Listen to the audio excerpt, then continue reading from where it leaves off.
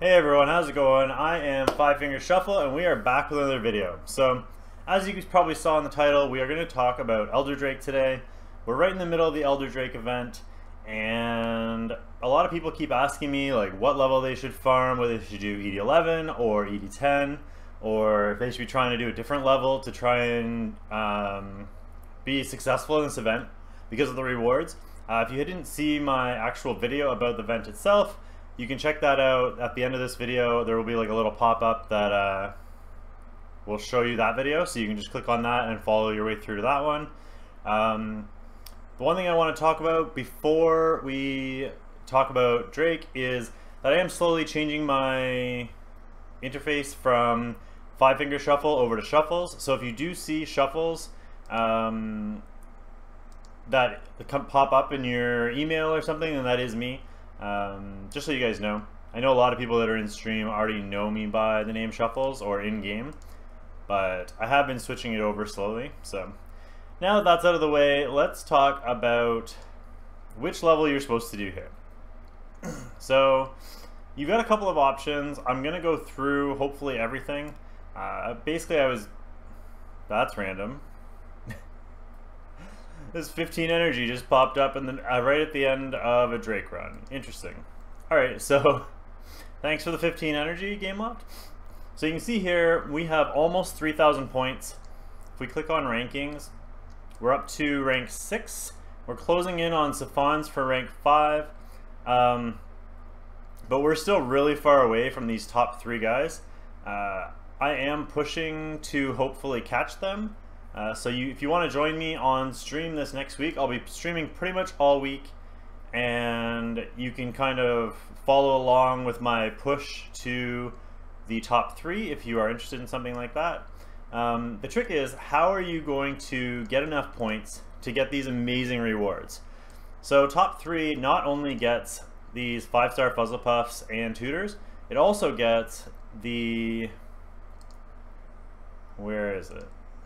Go to the shop. It also gets a chance to buy these legendary pieces of gear. So first place gets 3 of these, second place gets 2 of these, and third place gets 1 of these, and that is it. So you can see I've already claimed my adept gear, so really all that's left is to try and push for these top 3 and make sure I get the best rewards I can. So coming back to the boss raids, I have to make a decision. Do I want to farm 10 or do I want to farm 11? Stage 11 will give you 6 points toward the event, and stage 10 will give you 5 points toward the event. Let's jump in. Actually, you know what? Before I change my team, let's jump into Drake. So the first thing I'm going to do is I have a couple options here. I can run a speed team, so I can run this, knowing that this is going to pre-flight the boss every single time, and is going to be under a minute. It's going to be really fast. My fastest time, I believe, was 46 seconds with this team. Who knows what we'll end up getting on this one, but we'll run you through this run. So this is option number 1. You run the fastest team you can, you pre-flight the boss, and just spam as many possible runs as you can in a short amount of time, and get as many of those 5-point rewards as possible, stacking. Also, you get you'll get a lot of the bronze skulls this way because they drop a lot in this level, but you won't get as many of the silver skulls.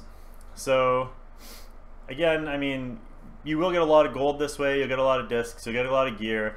For me personally, I needed a lot of dazzling and adept gear, or sorry, dazzling and keen gear, so I was actually ready to go back and do some Drake farming already, but this event just happens to coincide perfectly with what my in-game goals were. So you see the boss melts pretty quick. This one was a little slower than my best time, but still 58 seconds, not too bad.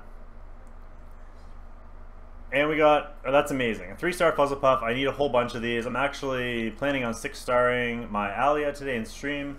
So I now need 3 more of those, and I will be able to 6-star Alia.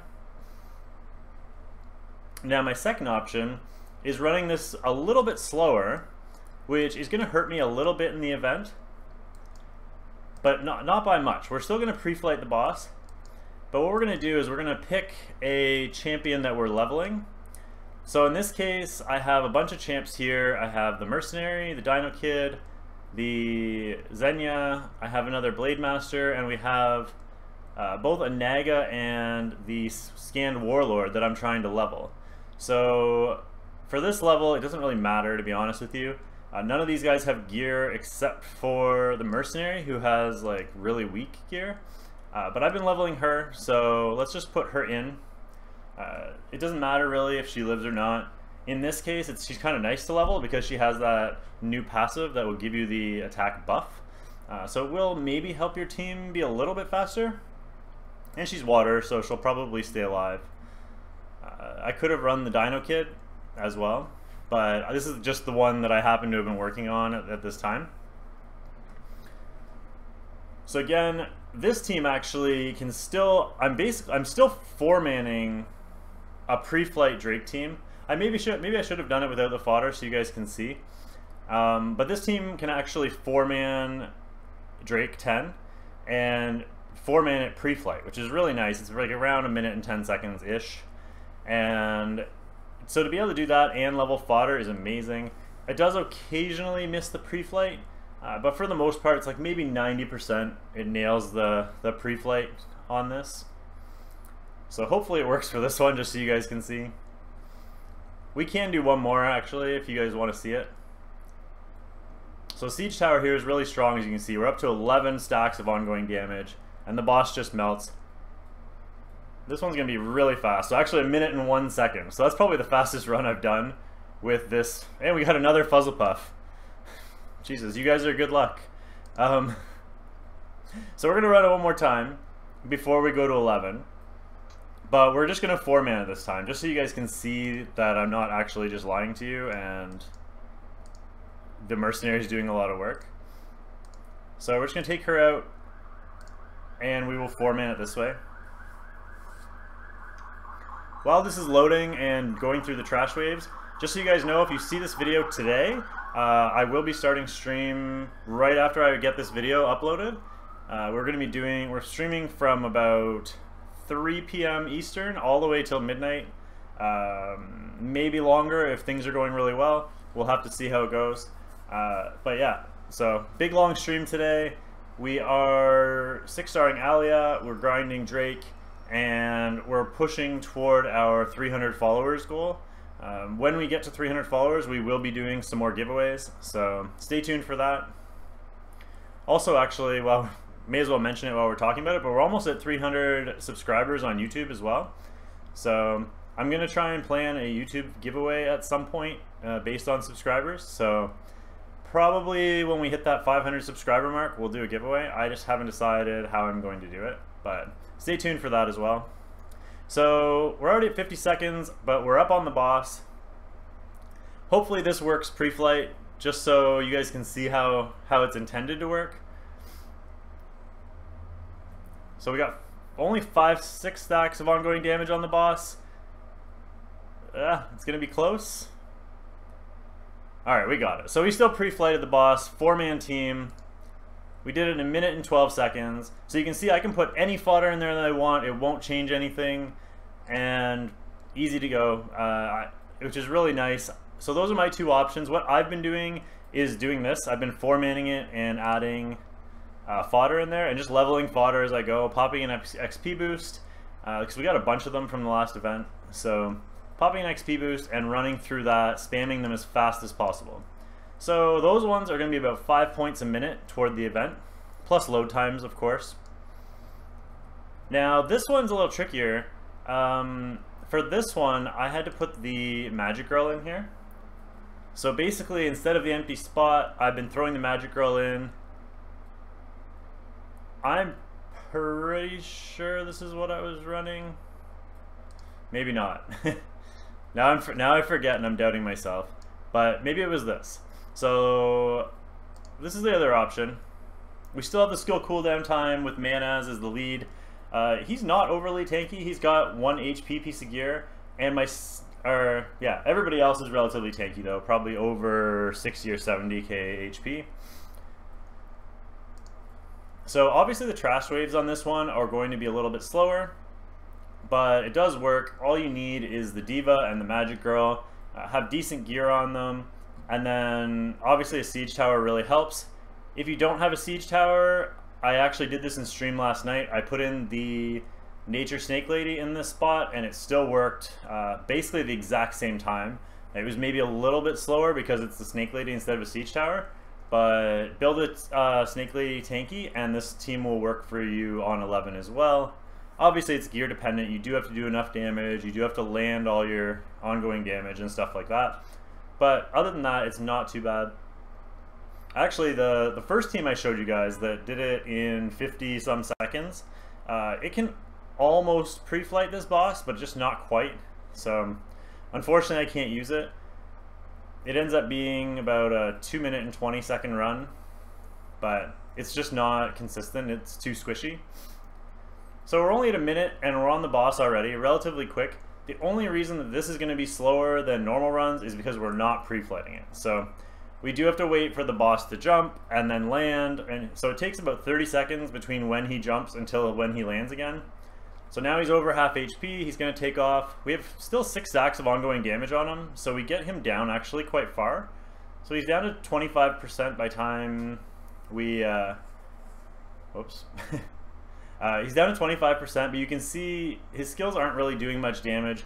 We may potentially lose either Manaz or Rhoda in this, but it really doesn't matter. Either one of them dying won't stop us from clearing the run. I believe this is 100% consistent. We do, I think maybe it's like 99%, but we can actually use this team on 12 as well. It's just not consistent on 12. This is where we sometimes have an issue. Because we're already defense broken, sometimes we lose a champ right here. So we survived it this time, but it really doesn't matter. Even if we lost somebody, it wouldn't matter. So we got 7 stacks of ongoing damage, and this is going to be under 2 minutes and 20 seconds for Drake 11. So now to compare the two, so 2:16. So to compare the two, this one is twice as long. Obviously you don't have to deal with load times in between, so I would say maybe an average of, I don't know, 3 minutes, where the other one would be an average of probably 1:45-ish once you include load times, maybe even 2 minutes. But this one you're getting 6. The difference in drops is not crazy. You do get, there are no 4-star drops in Drake 11 plus, which is amazing. So if you're farming for gold, then that's the way to do it. If you're farming purely for points, if you're trying to push points as fast as you can, then Drake speedruns is the way to go. Or sorry, Elder Drake 10 speedruns is the way to go, because you will get more points per minute on average than you will in 11. But it's not that much different to do 11 than you would think it is. You are getting 6, and it's every 6 every 3 minutes versus 5 every 2 minutes. All in all, it's really like, it's relatively close. You can still do crazy well. I just don't think you'll be able to finish like top 3. If you're trying to push for top 3 in the event, I doubt you'd be able to do it. But other than that, I mean, I actually have still, I'm already, you can see my rank in the leaderboard, and I've done a lot of Drake 11 runs. But so it doesn't matter too much, but you do get more gold obviously because your gear is a higher quality here, and you have a chance at legendary shards. Just so you guys know, I've only actually gotten 1 drop of legendary shards of all the runs I've done of Elder Drake Ascended floors, and I got 2. So I got 2 legendary shards randomly. Not too bad, but they are super rare, so if that's what you're farming it for, it's not worth it. But in terms of gold and energy efficiency, if you're free to play or you have a limited amount of gems, then doing 11 is the way to go if you can farm it reliably.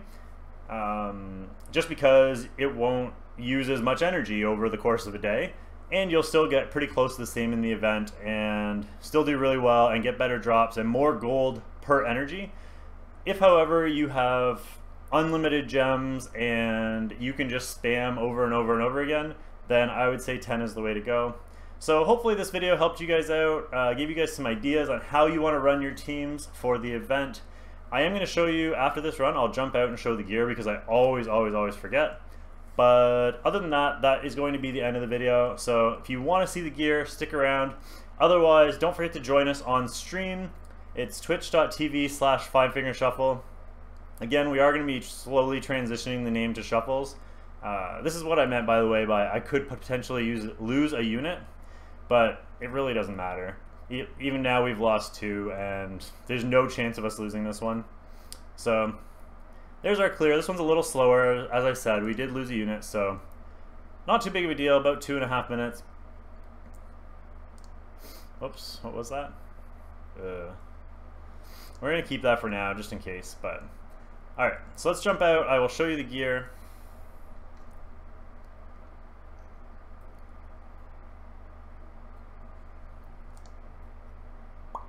Alright, Katsuko is on Adept Precise.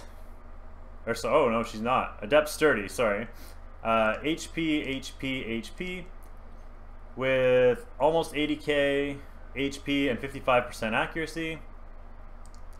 The Diva is at 83k HP with a crap ton of accuracy. Also, or she's on Adept Precise. Next up, the Siege Tower, Adept Precise as well. 64k HP with 80% accuracy. My Manas is 42k HP with 2k attack, a decent amount of crit rate, and still 74% accuracy on Adept Precise as well. You're starting to notice a theme here.